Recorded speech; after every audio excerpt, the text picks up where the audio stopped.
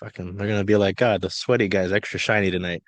Hello, welcome back to the Storm postgame report. I will open this and say, obviously, this is a thrilling win, 94-84 over the Minnesota Lynx. It was very nice.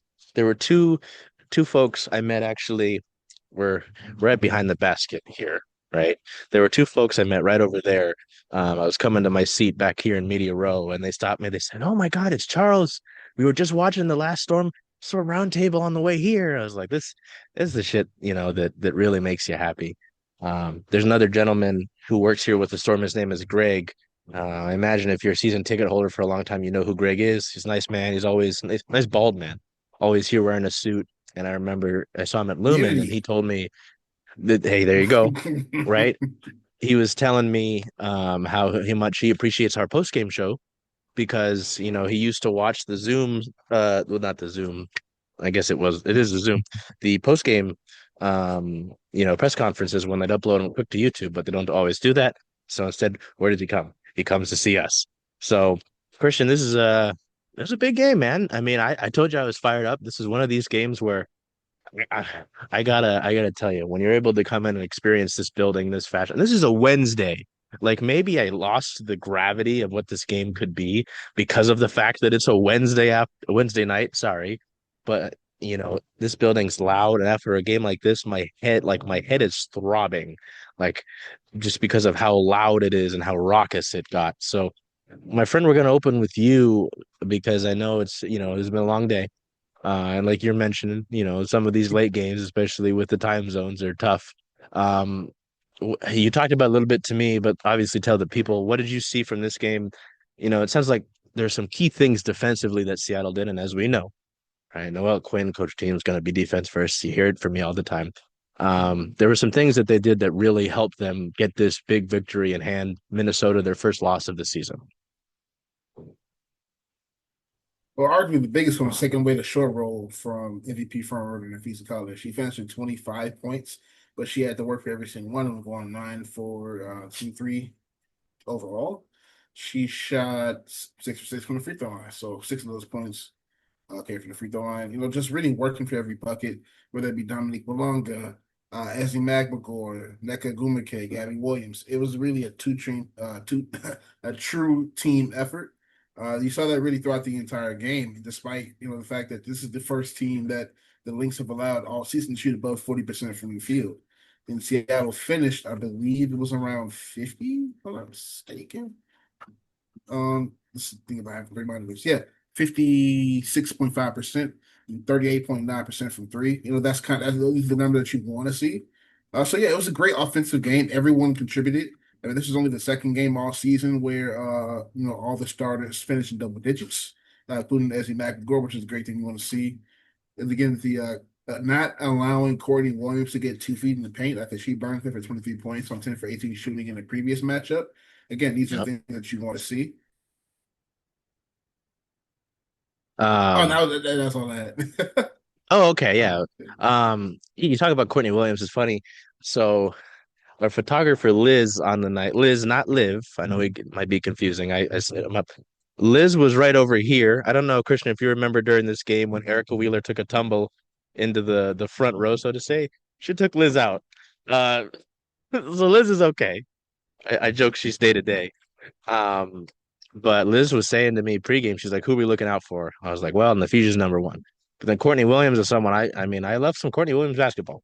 And a little bit of Natisha Heidemann. I won't lie. She had some key assists in this one down the stretch, if I remember correctly. Um, but anyway, this is a Storm show. This is not a Lynx show. Um, we talked about Ezzy. We have been on Ezzy, I think fairly, but for a lot of the season. Can you had some thoughts on it? Because you and I have been talking about it all year long. What did you see differently from her? It seemed like maybe she was more aggressive, you could say. Yeah, as the aggressive as he's always dominant is, that's what you saw tonight. Just the free flowing nature, not really stressing too much, taking what the defense allows, and that's really how she scored most of her offense. Really just off of rim driving, just moving without the ball, getting to the rim, whether that be in the high low via NECA or kind of again in the short roll, which is what she's been great at this season. That's what she's really been thriving with. That's what you saw today. just really confident, really poised in her decision making. That's what you saw today. Just kind of one of the games where you know that Ezzy's been waiting for. One of the games you know that she can have. I mean, she had three crucial blocks, 8 rebounds, 12 points, 13 points. That is, you know, it's just we always knew it was going to happen. It's just against the Lynx, against the team that they played pretty well against last time. The last time out, NECA shot 5 for 14. Today she shot 9 for 14, so she made five extra shots. She finished with a team leading 21 points and 10 rebounds. Just for just the stat keepers, this is the first time that NECA has led the team in scoring since the first 3 games of the season. Yeah. Since then, it's really been Scabby and Gowler passing the baton back and forth.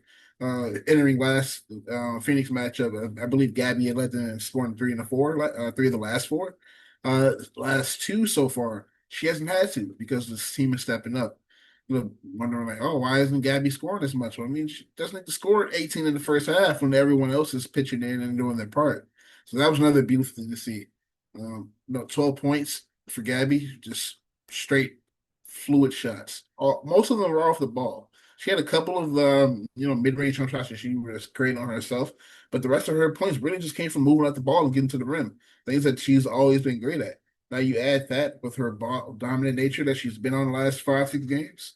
Listen, man, we're talking about an all-star starter here. I mean, we've been pushing it the last few games. Good night, Alika. Getty Images photographer Alika Jenner down there is excellent. You probably see his work with the NFL.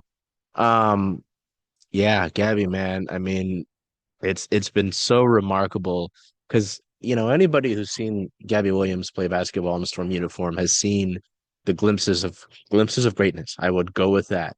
Um, if I had gone back in time, that'd be a headline, but what are you gonna do? Because I mean, everybody sees the defensive ability. Obviously, a lot of the world saw Gabby Williams on the Olympic stage, right? And so to see the way that she's clicking is so I joke that the Seahawks need to get on the phone if they need defensive back help, which they probably do. Um, Packers might. Sorry. With the ball hawking that she because there were And several the in the Packers could set. use someone that's healthy 1 season out of 5. That's true. This is true. This is true. But several like stealing scores, just up the court for Gabby Williams. And this one, I was just like, hey, I mean, this is someone who's cerebral, like knows the game, is intelligent, has the athletic ability. I think there was one fan account who tweeted Gabby Williams as the most athletic player in the WNBA, and there's a lot of players who could fit into that, but Gabby's certainly up there. So, This um, is the first I think, time she didn't make a three since the season opener. oh, really? Oh, Yeah, wow. she went over 3 tonight. Huh. Hmm. And it's She's and she's still she's made at yeah. least one in every single game. At least one. Wow. Yeah. Huh. Um, hmm. But I mean, still playing at a remarkable pace. Last thing I'll ask you, my friend, and I'll let you get out of here. Erica Wheeler. Feels like we've been talking about her all the time. And it was a really touching moment. Maybe if I'm not super lazy, it's my fault. I'll put the video I got in here, or if I find it online, I'll throw it in.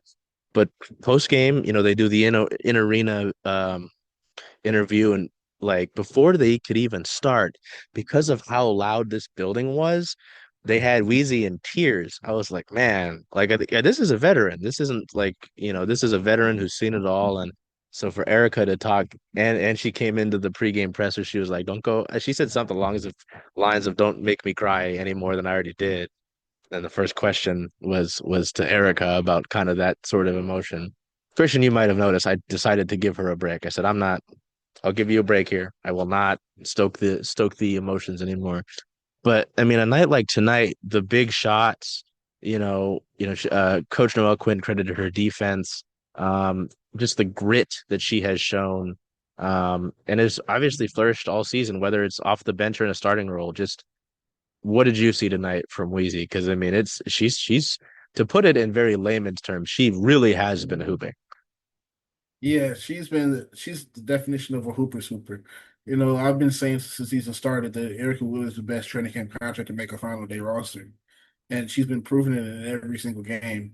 You need a timely bucket, she's got you. You need to stop, she's got you. You need a deflection. There isn't much that she can't do. And, again, to believe that there are teams that just didn't really see the value in having an Erica Wheeler on their roster this season. I know there's a lot of teams right now that did not even really look her way that could really use her right now.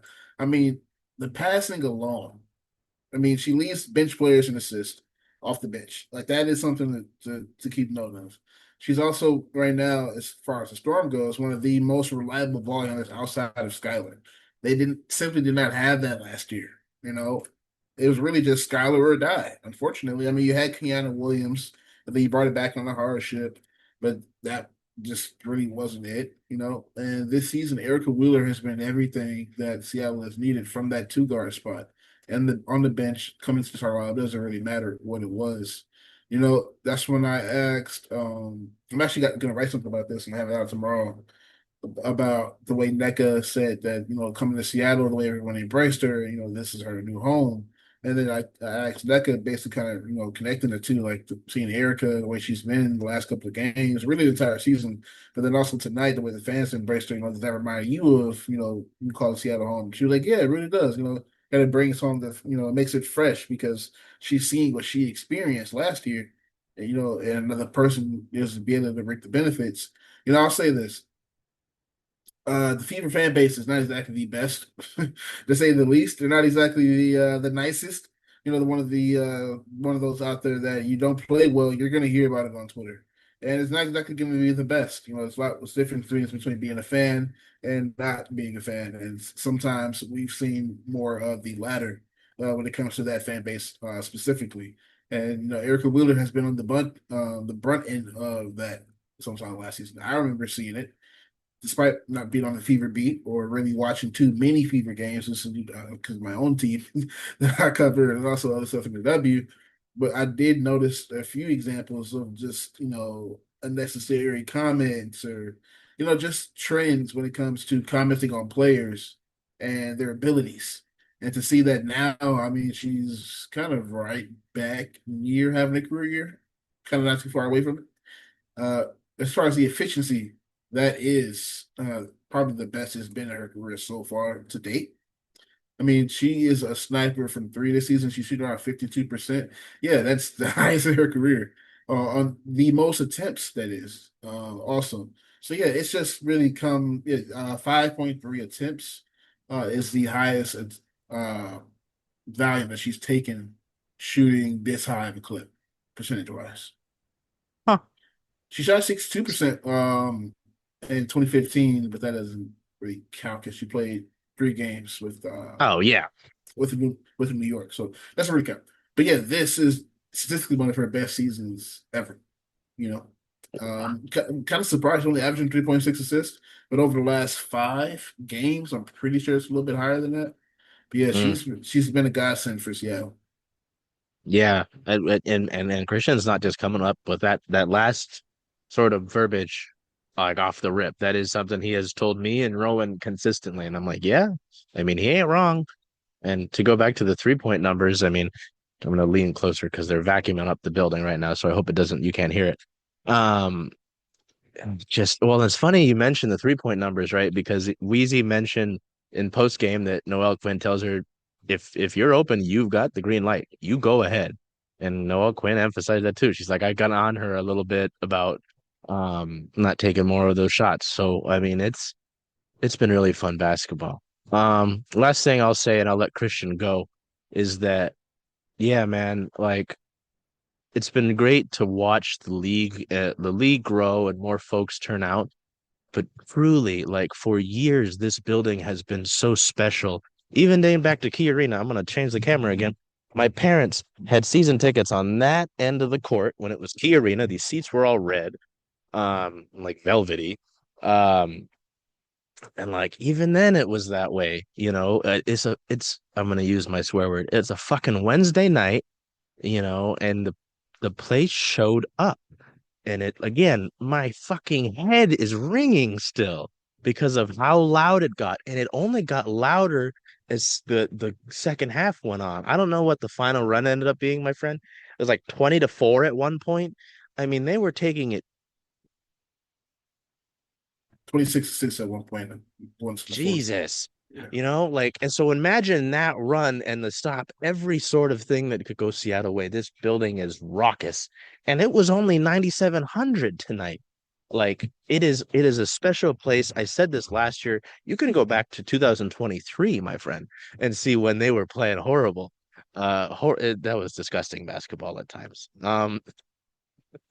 Uh, I talked to Nneka Ogwumike about this last year.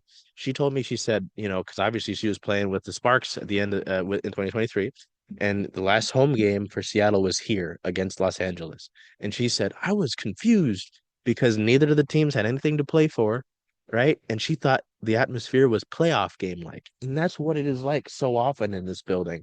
And so it's truly so special. So if you have the option to come to these games, you really should. Like, it is a special building when it is loud, and it's pretty remarkable to see what this team can do, you know uh just generally. But obviously when you got that fan support, I mean, obviously Erica plays into it, right? There was the one, I felt stupid calling it like a sky hook, but NECA had that one, she touched glass on the and one. She missed the free throw, but I don't see NECA that amped up. Like, she was really ready to go. I believe it was in the third quarter, and she was like almost interacting with the fans. So yeah, man, it's a special building. And so I'd be remiss if I got out of here without mentioning that. Told you. I lied. I'm an idiot. I wanted to highlight, admittedly, it's been a little tough to look at Skylar Diggins's um 3-point numbers, right? The last handful of games, I'd say, About right? 5 or 6, yeah. Yeah. She hit a huge three down on this end of the court with about 2:38 left, I believe. Big three to give Seattle, I think it was a 4 or 5 point lead at the time, and really just kind of keep Minnesota at bay because the Lynx were pushing there at the end. And it was interesting to see things get a little chippy down here. As Erica Wheeler mentioned, Christian, these point differentials do matter in the Commissioner's Cup game. Someone said it was the Kathy effect, and I will not comment on that because I I am mean, a I mean that no comment on that, but also I mean for a Seattle team that is now 6-4, is basically neck and neck with a lot of other teams. Basically, Seattle winning this game. I don't know what the people at ESPN or Yahoo Sports knew coming into this week, but they had Seattle at top three, and a lot of their power rankings. And I will say this: I wasn't really sure of that. Also, just like I wasn't really sure of the Fever at 4, the way they've played lately. So I was like, oh, okay, what do they know that we don't? And then you come into the CPA, and you have arguably the signature win of the season for any team, which I would say it is because you defeated one of the two remaining undefeated teams. So yeah, this is just one of the most clutch wins in Seattle history, really, because there have only been a handful of teams, I think. No, there's only been one other time where two teams started at least 7-0. I believe that was the Sparks in 20. Not sure we got to double check that. They was on the TV screen during the game. Yes, it's only been done once before. That's history. And yeah. for Nneka to have a 21-point game, basically a double double, was that her first or second of the season? I'm not sure, but I will say Ooh, that her aggression, getting to the rim, finishing yes. around the rim, that is what you wanted to see. This is only her second double double of the season. Okay. Yep. Wow. Yeah. Huh. Feels like last year we were saying every other game was a double double. Yeah. But Yeah. well, so far it hasn't been that way. At least the level of production hasn't been there. But this game, it was exactly where it needed to be, and I think it's sustainable, just like it is for Ezzy. The way the team is flowing, I think it's one of the other big things I noticed. At least for the Storm, going into the second half, the Lynx came out in that heavy 2-3 zone, and Yep. Seattle couldn't beat it for a second. And then Erica Wheeler gets 2 feet in the paint. She gets a shot up, and it goes in. And then after that, it's just kind of a bonanza in the second half of the third quarter, where Seattle goes starts off that 19-5 run that eventually turns into a 26-6 run in the second half of the fourth, which really starts right there, beating the zone and forcing Minnesota to switch up their game plan.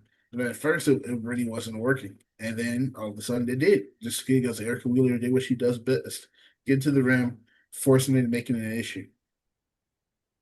That is because that is something we talked about. Was it last post game, right? Was how they've handled zone, or I guess not handled zone, right? Yeah, So hey, I mean, I think why I felt bad. I was gonna say, hey, Christian, it's late. Like I'll let you go, but I was just gonna come on here and yap about why this game is so encouraging to me, right? Because you know don't get me wrong, we are realists, right? I'm not going to tell you that this team is going to romp to a title right away, right? But you like games like this are what change opinion like that, and they build you towards a contender, right? You know what I mean? Like we're not having the confetti come down right now. That's not happening.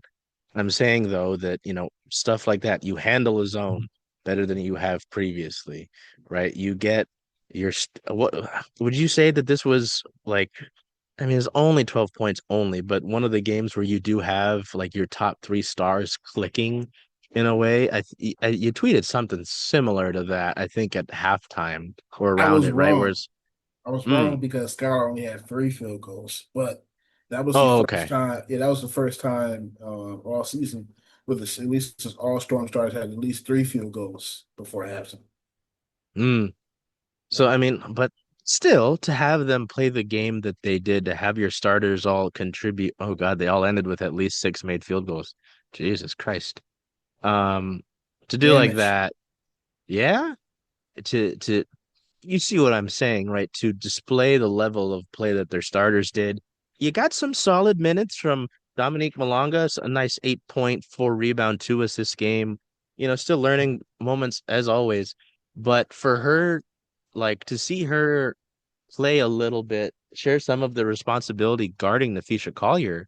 I mean, that's no small thing to throw at a rookie, let alone a Yeah, 19-year-old rookie, right? I mean, it was interesting hearing Neka's opinions on how they guarded Fee, threw a little bit Ezzy at her, threw a little bit of Dominique. Like, what have we talked about earlier in the season is getting her minutes to grow. I talked to a friend of mine, his name's Tim. He writes for Sounder at Heart, which is an independent Sounders outlet here in Seattle, and he's a big Ezzy Magbagor fan. And I was talking to him at halftime, and he was saying, "I love seeing the French connection with Gabby and Dom." And I said, "We need more of that." Sure enough, we got some more of that, right? But he did talk about how excited he was to see what she looks like, when they, knock on wood, get to the playoffs, right? What does Dominique Malonga look like then, right? Just the comfortability. She's shown it in spurts, the comfortability in space, like the flow and smooth nature with the ball that this, you know, still somewhat lanky young player is showing is exciting to me. Like again, I tweeted it out. I was like, this building is going to roar for Dominique Malonga for years to come, and they will. I can't imagine what the roar will be like when she dunks for the first time here. We're waiting on it. It'll happen. But that's why it's encouraging. listen, It's so encouraging to me. I'm not anticipating Necker will get retired anytime soon, Mm, but when that day comes, Essie McElroy's only 24 years old. Her and Dom got a decade plus together. That is that duo is going to hmm be.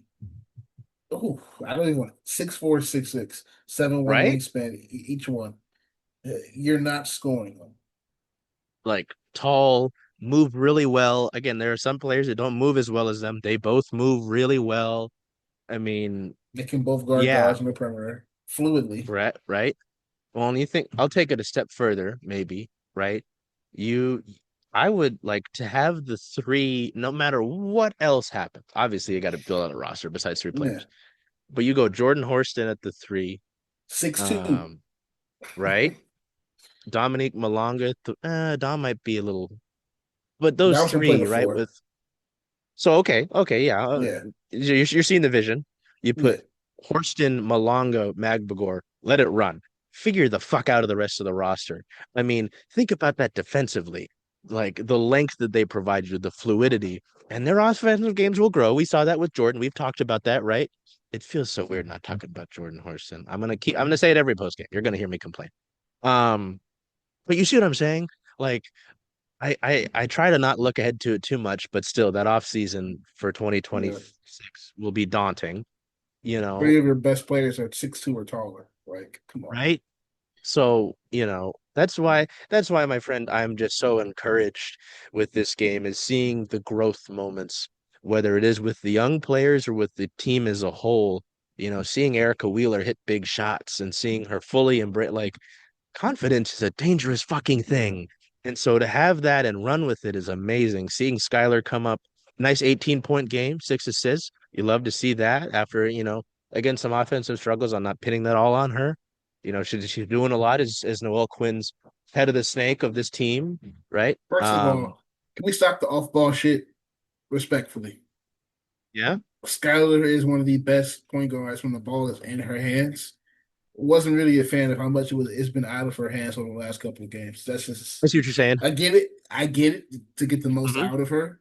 But Sure. there's just so many moments during the game. It's like, okay, the ball needs to be in Skylar's hands right now. Like, Okay. I see that for sure. Yeah. yeah, I would agree with that because like when I think of it too, like the whole off ball shit, I'm like, hey, that's like when she needs maybe if she needs like a breather or something or needs to yeah. combat something. But yeah, Put her in the like corner. sure. Yeah, but yeah, exactly. I okay. I see what you're saying. Yeah. Absolutely. So, that's what I was gonna sit here and do basically. It was just, spew the belief that because wins like this and wins against 9-0 teams don't happen that often, as you were No. mentioning, right? It really can again, hope is a dangerous fucking thing. And it can be the hope that kills you. But seeing the game that Seattle played against, and it's not like the Lynx came out and had a stinky game, right? This was largely a jab for jab game. It really Um, was. right? So, I mean, this was excellent hoops. I don't understand what the W is doing scheduling other games during this one. I don't understand a lot of the things they do with their schedule, 3 games at 10 p.m. Eastern on a Wednesday. right? Paige had damn near 40. I don't know. Did she get 40? I don't think so. 35. Okay. Paige had damn near 40. Rakia had a career night. Could have watched those games at other times, but no, let's anyway. Sanctioning everything. Can we I get am a team negative before we credential. get out of here? I mean, I'm kind of doing that. Yeah, what's up? Lexi Brown played 3 minutes and she had the worst plus minus we've seen. Ah, oh God. Oh, I didn't even Yeah, notice that. -10. So, I mean, Okay, sure. Yeah, yeah, yeah. if this is going to be I the see. case consistently, then at that point, I mean, can you really argue for more Lexi Brown minutes? At this point, and I think it was I keep referencing Air Jordan. It feels so bad. I keep referencing them on Twitter at ERR Jordan with a Y said, so are you giving Lexi Brown some minutes to show her off so you can trade her? I mean, if I someone will mean, eat that contract, someone will, but also, I mean, you see it though. Nobody's going to the three guard lineup with Skylar, Gabby, and Skylar, Erica, and Gabby more so than any other lineup right now.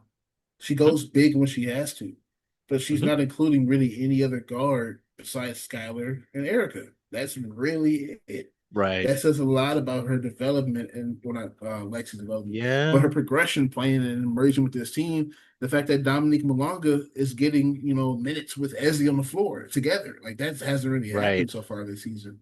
And that's just a byproduct of, sounds crazy to say, but not playing one of your very few shooting guards you have on the roster. Yeah.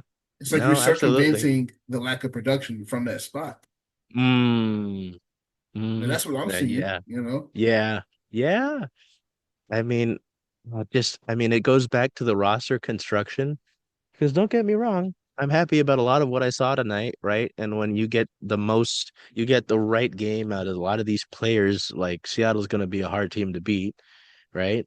But it makes you wonder what maybe you could have if you didn't have that number 8 eating what she's eating contract wise and eating up a spot. I mean, you know, I'm not. I don't know if any of the players you cut from your training camp roster necessarily makes. I don't know. That's a discussion. You know how I felt about Sundell, and I realized she would have been a prospect, to develop and grow. So I don't know how much more she would have helped you, but we're gonna. I mean, that's the other thing. It was negative, right? But I can spin it positive. You had this great game, and you still got nothing from two of your guards on your bench, and that's room for improvement. You could look at that. Yeah, I can find a spin here, right? But yeah, no, I mean it does make you think. And it was interesting. I know you tweeted about it to see Ezzy get to four fouls and not see Lee at all, which it's tough. Again, that whole situation is difficult, right? So, but yeah, no, I can hear you 100%, my friend. Before we get out of here, Seattle Hmm. held Minnesota to, let's see, one, two, three, four. It's fourth lowest point total all season. Oof. Yeah. I mean, that they got They 22 points scored off of 82 against turnovers. Seattle last time and won. Oh, wow. They Yeah. scored 12 less points. Yeah. And I mean, well, that was the thing we talked about after that game was like the hope in seeing that loss, like how you were able to battle back. I mean, I know I asked Coach Quinn, we both talked about a little bit with Coach Quinn pregame about what you needed to see, and it was fast start, started out better. I don't know how fast you could say it was, but it was certainly better. So, yeah. And so I will take the last thing before we get out of here. It is, of course, Pride Month. If you've got a problem with that, you can fuck right off. The Storm No get bent. protect, get bent, fuck off, eat shit. The Storm Protect Trans Youth shirt is adorable with the little Doppler and the trans flag. I've got one of the Protect Trans Youth is like bigger logo, bigger words, but I just thought we're going to talk about Erica Wheeler again. Erica Wheeler came out in the shirt, and I just saw the tiny Doppler, and I thought that was the greatest thing ever. So I'll be wearing this somewhere. Obviously, I can't wear it to Storm games, but like when I try to not buy team merch, obviously with the work that we do, right? But given the message, I thought that was important. So yeah, that is available on their website online, and they had only the big like the bigger sizes. I am bigger. I had to get a large, and I hope that will fit me, but we'll see. So Yeah, man, send me too that many. t-shirt and some Pride CSS stickers. Let's see what I can do. See what I can do.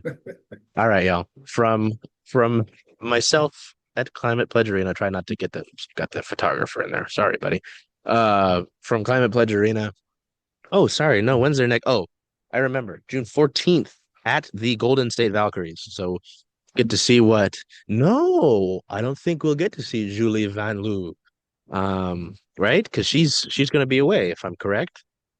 Yeah, I think Julia's going to be with the Belgium national team. Belgium. Okay, there Yeah. you go. But I mean, they've my friend, I know you've noticed it. They've certainly got some players on that team, don't they? Yeah, they do. I mean, right now, they're one of the best defensive teams in the league, allowing the second fewest points in the paint.